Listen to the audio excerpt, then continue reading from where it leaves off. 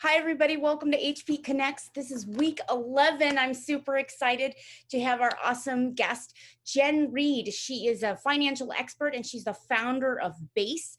And I'm actually working with Jen to become financially healthy. So, Jen, I see you're on. Show your lovely face. I am here. Welcome, welcome. Hello. I'm Yeah. Oh, Jen, I wanted to bring to everybody's attention the chat and Q&A icon down below. So if you guys have any questions or comments, go ahead and put those in the chat icon below, and we can certainly answer your questions as we go throughout through the PowerPoint. And Jen, I'll let you take over, and I'm just going to mute myself and stop sharing my video, or stop showing my video. awesome. Yeah, I'm so excited to talk with everyone today. I think this is just a great way to come together. So thank you, Anastasia and High Profile, for just putting this together. I don't know if you all know, but there's a lot more work and effort that goes into hosting a webinar. So their team has just done a fantastic job of promoting and getting you all involved. Thank you. Yes. So congrats, HP. I think it's an awesome way to stay connected while we're a little disconnected right now. So I'm excited to jump in and just talk about money and some of those tips and financial must-dos to control your money and just feel a little more confident and secure overall. So for those of you that don't know me, I'm Jen. I've been in this financial world for about 7.5 years. I started out really not knowing anything and feeling so lost. And I just said, I am going to master my money. I'm going to get so deep and immersed in this role and just figure out how to get good with my money. And that initially, I thought that was just like getting good with investing and understanding financial terms. But it's not. It's a lot bigger, a lot broader. So spend a lot of time at a Fortune 500 company learning the products. But a 1.5 years ago, I broke out and started Base, and we're a financial firm that really just wants to help you stay on track with your goals, hold you accountable, and really just tackle money as a holistic picture, because money touches everything in our lives, and not staying on track is easy to do when we kind of just push it off and don't think about it. So with that being said, I want you to just take a deep breath today, because it's going to be a little lighter. It's going to be fun. We're not talking huge financial jargon that's going to make your head spin. So if you need to, deep breath in, deep breath out. It's okay. Shake it out a little bit if you need to.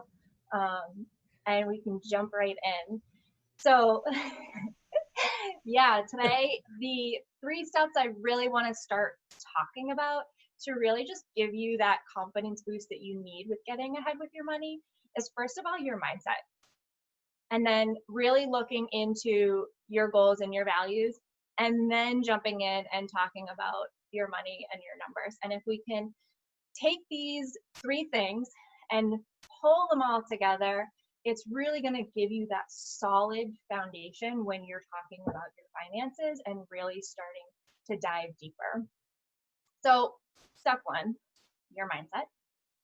This is the one piece of the financial planning process when I first started that I was like, nah, I'll think about that later. I don't really want to jump into that. I'll just stick with the numbers. The numbers makes a little more sense, a little easier to grasp. But this piece is so huge. And I want to just show you this emotional wheel right here. Think of all the emotions that come up in life in general, but when money is brought up as well. So I know personally, when I first got into dealing with money and starting to think about money, there was a lot of guilt that happened for not thinking that I was where I should be, or knowing what feeling like I should know more. When I did start to look at my money or finances or statements, I would just feel overwhelmed and be like, I don't know what I'm looking at. Like, how am I supposed to get good at that? Which led to doubt and fear of never having that control over my money. And then it would just go in this circle of continuously feeling those things. So I want you to start to figure out, what are those feelings that come up when you start to think about money.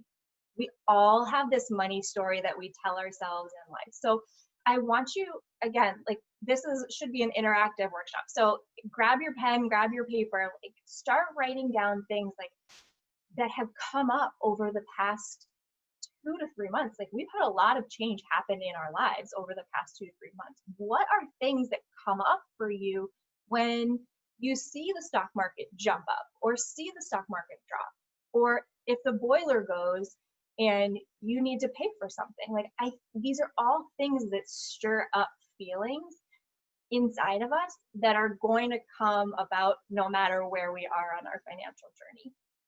So start to think about those feelings. The second piece of this I want you to really dive into is thinking about how you grew up with money and how your parents handle money, because right now that is affecting you whether you're 30, 40, 50, 60, or retired and handling money like down the road. So these stories that have happened in our past, like things that have happened where we watch our parents handle money, are affecting us now.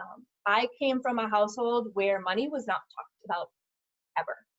It was something that was never mentioned. So growing up, I felt like if I was asking about money or asked people how to handle money, it was wrong. And really what we need to do is start asking people about like how making the conversation more comfortable so that we can find time to reach out to those people that are going to help us.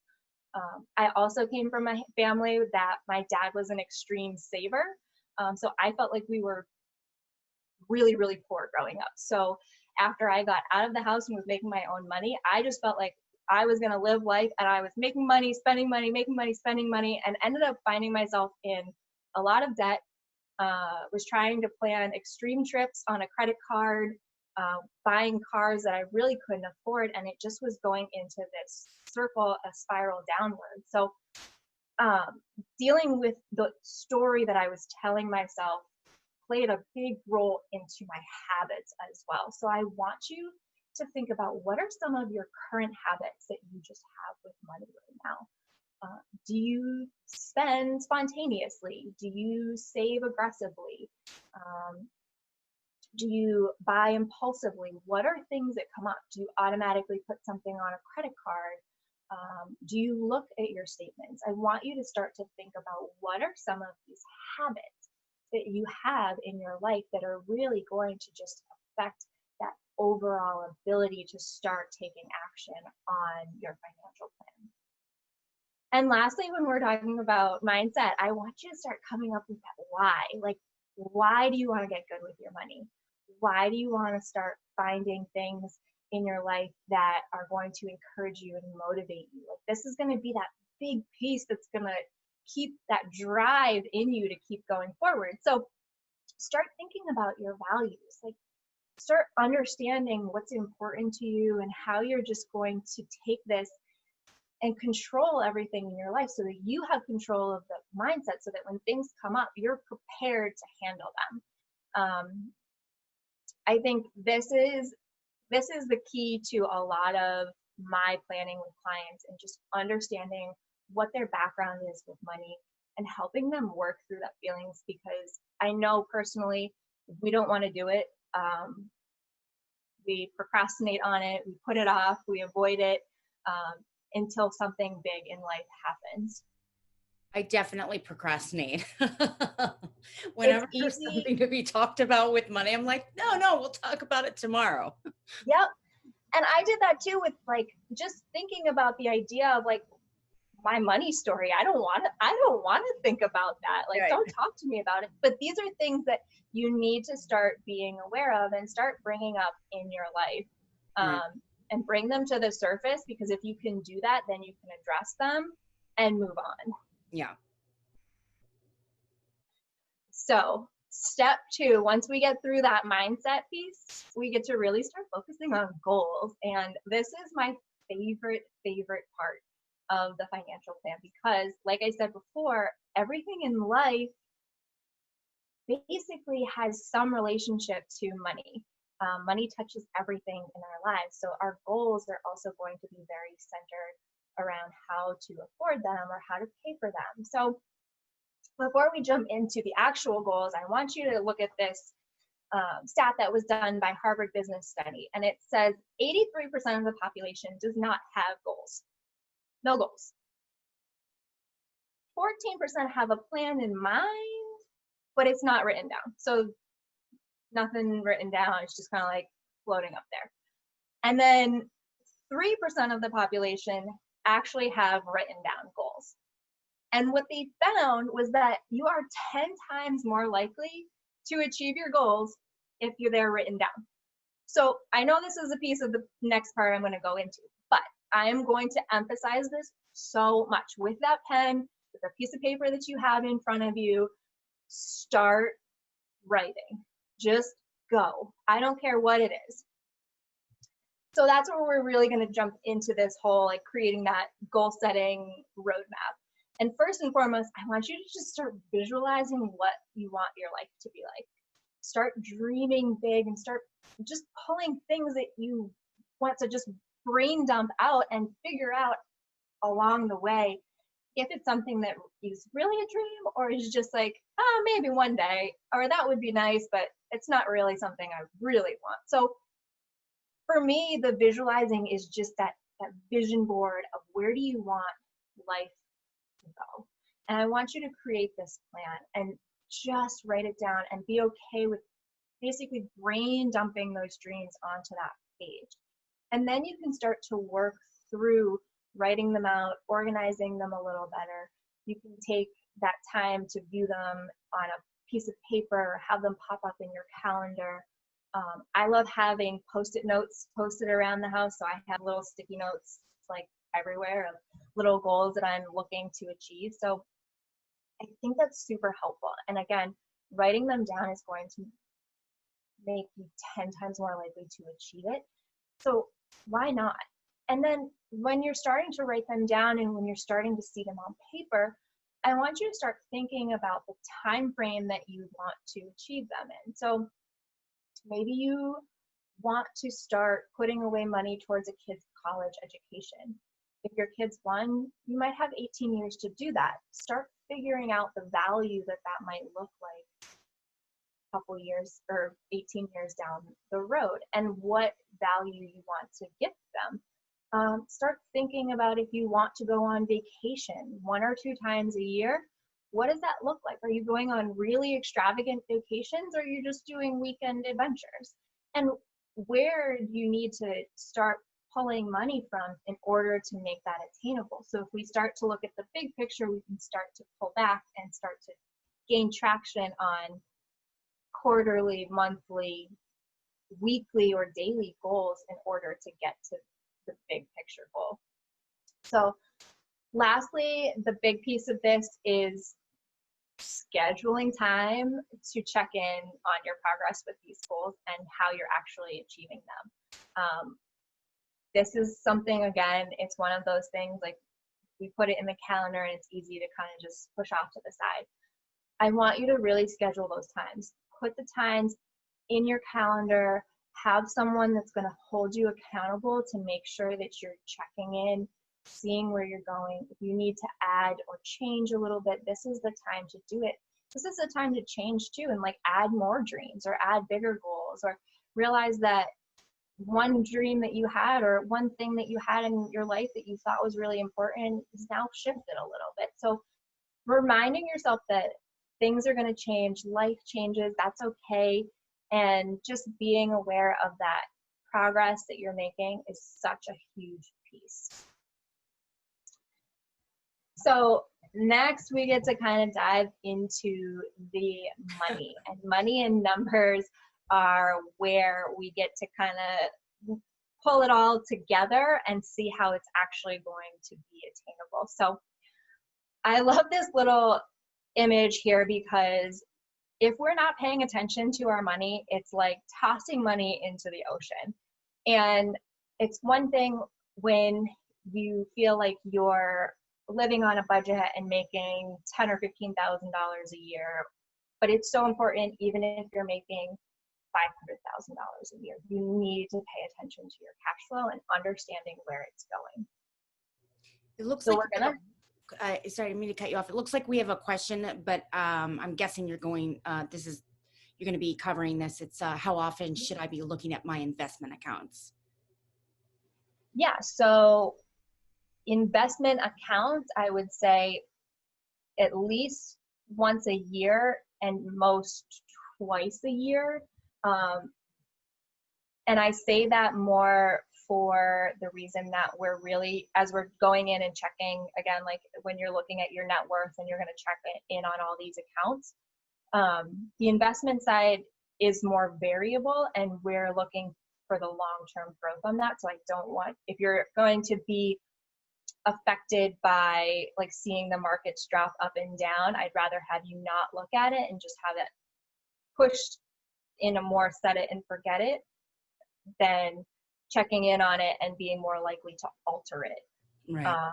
Because I want you to stay consistent and on track with what the plan is. So when we're starting to think about money, though, the big piece of this is going to be your net worth and evaluating where you're at. So start off by just writing a list of everything you have going on. What are the bank accounts that you have? Checking, savings? Do you have a 401k? Do you have an IRA or a Roth IRA? Do you own brokerage accounts on the side?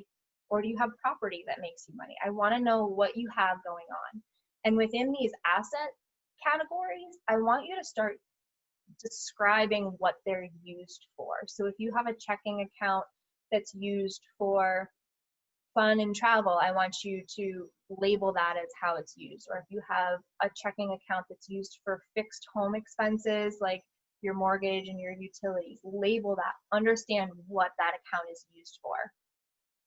And then you'll have this better idea as we start to build and start to create strategies on how to create more savings plans or understanding cash flow a little bit better. You can decide if you either need to maybe add more accounts, or if you need to reallocate some accounts to different savings, or maybe you need to delete some accounts because you have too many going on. I've seen plenty of people that have had accounts that they've just kind of acquired over years, and one was from high school, two were college funds that they were giving away college funds, and then they actually started an account as they grew up and decided to get a credit card and pulled it all together, and now they have 6 or 7 accounts, and it ends up getting too chaotic. So start to understand what you have as far as your assets. The next piece is the liability. So we're really going to go through everything that you owe: credit cards, personal loans, car payments, student loans, mortgages, all that fun stuff. I want you to take some time to really dive in and understand what the balances are on those accounts. Are you paying off your credit cards monthly, or are they accruing and you need to like focus on paying down some of those debts? Understanding those balances, interest rates, and monthly payments are really going to help strategize that plan of, okay, like some of them have really low interest rates and we can keep them there and we don't need to attack them right away. We need to attack some other goals first. Or maybe those are some financial goals that you really need to start focusing on. Maybe you have high credit card debt and you need to really focus on prioritizing paying some of that down. So really being able to put this all in one place and visualize it and how it's going is going to be really, really important. Once we have the net worth, we can start to understand month-to-month spending. So my recommendation is to do it once a month. It makes it so much easier to spend once a month, 15 minutes, 5 minutes here, 10 minutes there, dive into your spending plan, understand what's going on. It could also be called a budget. Most people don't like budget. Not a fun, friendly word. People feel restricted. So I like spending plan because it makes you feel a little like you can actually go out and have a nice drink on the patio. But this is going to help you really understand if you're overspending or saving month to month. And if we spend those 10 to 15 minutes a month doing it, you don't have to try and at the end of the year try and piece it all together and spend 3 to 5 hours trying to just figure out what happened to the money that you made this year. I know a lot of you are out there making good money, like, and then you get to the end of the year and you're like, well, where did it all go? Where did I spend it on? Like, and then you have to kind of backtrack and try and figure out where all this money went. So if we can do it month to month, it makes it just so much more easy. It takes the stress away. It gives you confidence when you do have these things come up in life where you really want to spend money. So starting out the budget is really super easy, but I know it can be very intimidating. So first and foremost, start out, just understand what you're bringing in and just kind of like give yourself some grace. Understand how many paychecks are coming in, whether you get paid monthly, bi-weekly, weekly. If you have commission, start to plan for that and just understand what the cash flow coming in looks like. The second piece of this is just understanding what expenses you have that you know of and just going through that list. Create those categories. If you have home and living, what do those look like? Food and going out, insurance, kids, like the list goes on of categories we can spend on. I have a category right now purely for Amazon because somehow Amazon is taking over the world and I just continue to click buy. So I have an Amazon account and I really track and look at what money is going in there and being able to take your income, subtract those expenses and see, are you in a savings area or are you in an overspending area? And once you can understand how to get your budget to work out so that you are saving money and really prioritizing your goals underneath that and saying, okay, now let's look at some debt categories. Do we need to pay off that? Now let's look at some emergency fund categories. How do we build that up? How do we start a travel fund? Really diving in like with that savings and allocating that money once you understand what your cash flow is so much easier instead of just having money roll in and roll out.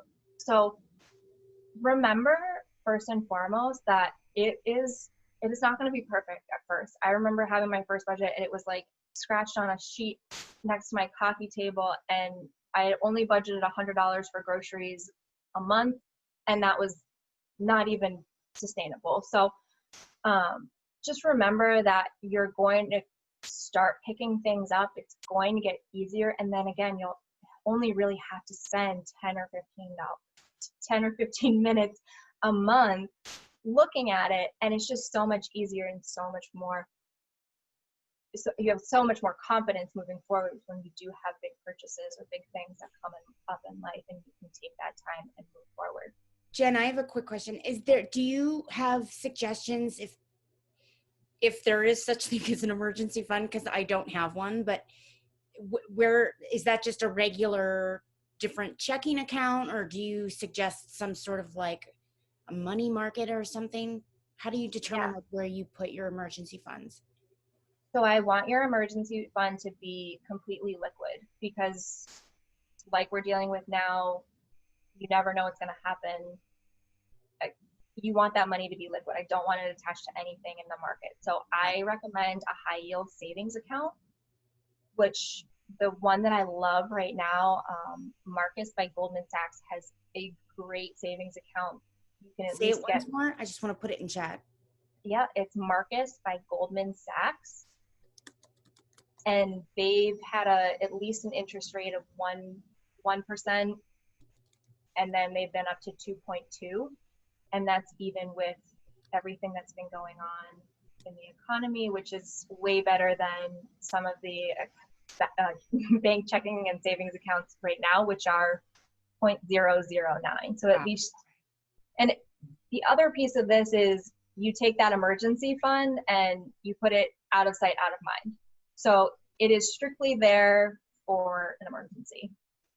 And is there like do you say, put X amount of dollars of your income in every month? Do you have sort of a, So my starting point is I usually say I want at least 1 month of expenses put Okay. away. Like, Okay. as that, like, no ifs, ands, or buts. Like, you should at least have 1 month of expenses put away if you have the available capital to do that. Like, if you have a savings account, I want you to move that money right over right now into an emergency fund. Label it emergency fund so you don't touch it, move it over there. From there, you can decide, I like the guidelines of 3 to 6 months worth of an emergency fund Okay. being liquid. This is determined based on, are you a single income home? Are you on commission? Are you dealing, do you have random multiple expenses that come up that normal under normal circumstances, like, are variable? So really diving into your personal situation. A lot of people that I've worked with too, like, I worked with someone she has a solid job. She's had the same job for 10 years, but she wants 9 months of expenses put away. It's Wow. just her personal, like, she has something, again, like, you look back to the mindset piece, like, she's had something come up in life where, she doesn't feel comfortable not having at least 9 months of expenses put away, which is valid. And I Right. think that's something to think about, is like, you have to dive into your own mindset and figure out, what do you feel comfortable with? I know, like, there's a couple of business owners, myself, like, I want 12 months of an emergency fund. I'm not there yet, but, like, I would like that there, so that if life happens, Mm-hmm. I feel comfortable and I can say my business can keep on running because I at least have this fund set away. Thank So I you. think, and then once you start to get to those like savings and overspending, you can start to put that goal line underneath in, as like an emergency fund is a goal. So how much money do I want to put away per month towards my emergency fund? And it doesn't have to be like a huge number, but it just has to be something that's going to help you chip away at that big picture goal. Got it. Thank you. Yeah, that's a great question. The high yield savings account is a game changer. High yield savings. I'm putting this in the chat for everyone. Yeah. So here is just a checklist for you. This is a financial checklist. We could put together a mindset checklist and a goal setting checklist as well, but I know today we're focusing a little bit more on the finances and the money side. So first and foremost, I think knowing your spending plan and your net worth is huge. Just start writing down those numbers. If you need help with this, I have templates. If you want one-on-one guidance, I am here to help. I've spent numerous hours working with clients on theirs, and I've done it plenty of times on my own. You really just start going through and just start with it. But I'm here to help you and here to help you along the way. So if that is something that you need to do, I think that's priority number one, is setting up that spending plan. Next is protecting yourself. So you do that with an emergency fund and creating that goal within your goal setting plan. I also recommend having life insurance in place if there's someone that is relying on your salary or your income in order to support the lifestyle that you're creating right now. So if you have a spouse, children, you need to own your own life insurance. And right now, especially because there are a lot of job losses or furloughs, when you leave that company, even if you have a benefit at that company that's life insurance, you don't take it with you. So making sure that you have your own life insurance in place is a big piece of your financial plan. It affects your family and those around you. So once you have all of that, you can then start to think about the will and the estate plan and really talking to an attorney and diving into what you need in order to basically wrap this all up so that if anything does happen, there's no need to go to probate or anything like that, which just creates a massive amount of stress and overwhelm when you're thinking about that. So step 3, once you get everything kind of those foundational pieces, is really understanding your debt. I know we didn't talk too much about financial goals in the slide before, but if we can understand your debt, the interest rates, I think the one priority within financial goals after the emergency fund is paying down any high interest rate debt and really making sure that you're controlling that credit card spending, looking at student loans to make sure you understand if those student loan payments have high interest rates attached to them. I know way too many people, we all were too young when we signed on the student loan bandwagon and didn't understand anything that was going on. So really asking someone to take the look with you, seeing if there's options to refinance or pay them down faster. And then step 4 is once you have that budget in place, you can really start to invest, save more for the future, and definitely start to build wealth and live those dreams. So those are quick 4 steps just for your financial checklist. I know we had some questions along the way, but if there's any additional questions or thoughts, I'm happy to answer now. Oh, it's a long question. Okay, how expensive is money? I'm not sure what that means. When is a loan worth it? Specifically, this person has been, we've been discussing if we should, accept the one-time emergency disaster loan for 30 years at 3.75%.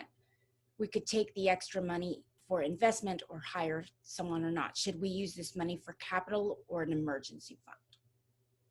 Or better to keep our debt ratio low?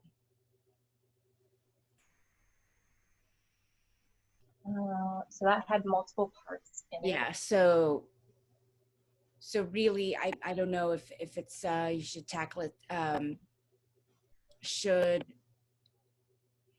they, if they accept the 3.75% EID loan, which is an extension of what the SBA is offering right now?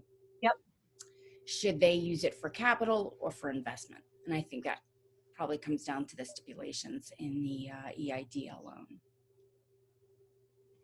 Yeah, so I think, again, you have to, being very aware of the fact that understanding your cash flow and where money is going, if you need to dip into that money and using it per the stipulations of the loan, yes, you need to use that money. And the 3.75 right now, that's not a bad interest rate for a loan if you need that money.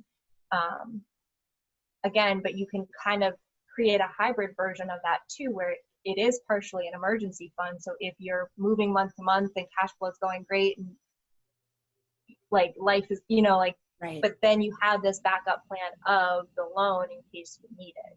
Right. What about gig workers? Do you have any clients that are, well, you had mentioned it, that are, maybe have multiple, is a contractor and has multiple money coming from different sources?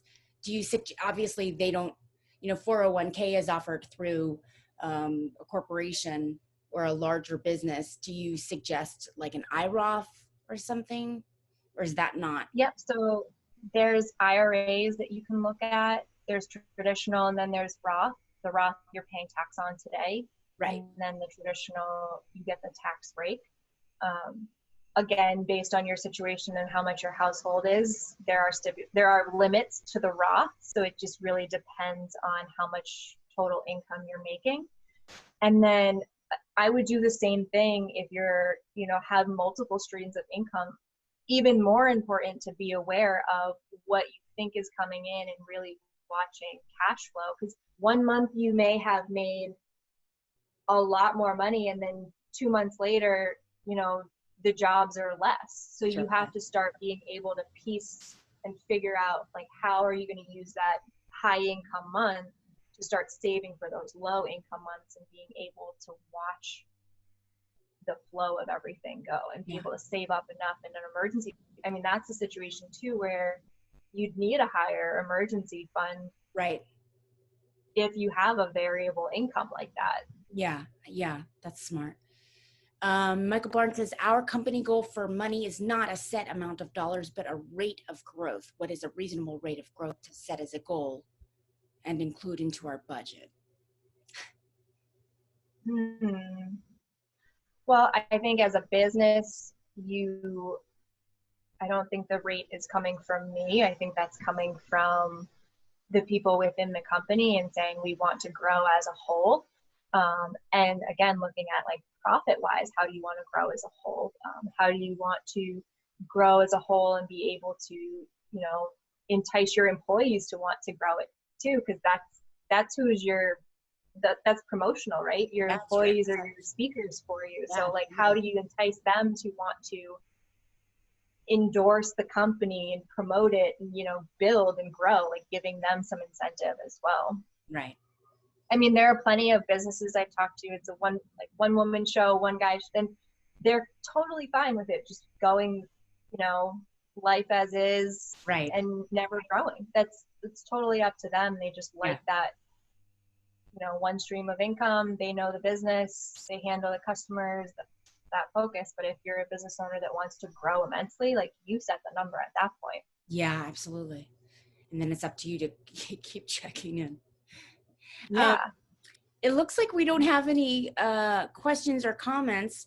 I'm eager to play Odd Man Out. Yeah. Are you ready? I'm ready.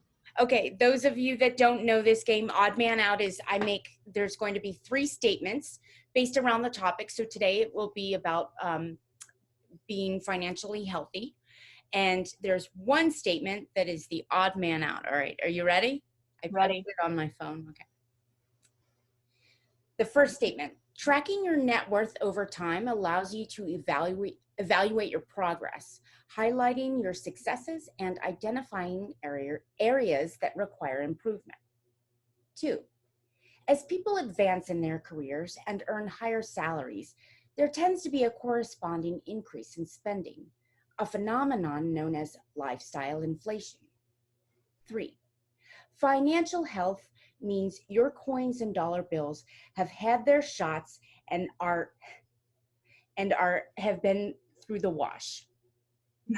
What is the odd man out?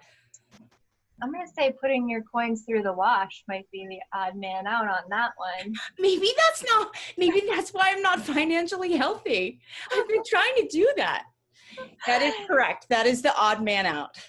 Trying to feed your dollar bills, lettuce and carrots. And they've had their shots.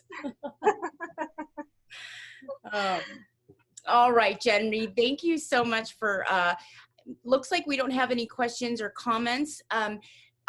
This is being recorded, so everyone will have, I'm going to include Jen's contact information. Jen, one more time, do you have a screen that just in case does have there it is. A little one at the bottom. Jen at baseplanning.co, not com.co. I love that. Yes. All right, everybody. Jen, thank you so much for coming on and sharing your wisdom. Wonderful. I'm excited to work with you, and High Profile is excited to work with you. And yeah, I think after this, everyone's going to probably cook out. Am I right? Yeah, it's time for a party. It is. And it's sunny out, so enjoy. Thank you so much, Anastasia. It was so Absolutely. fun. It was fun. Thank you, Jen. Have a good weekend. Bye, everyone. Thanks for attending.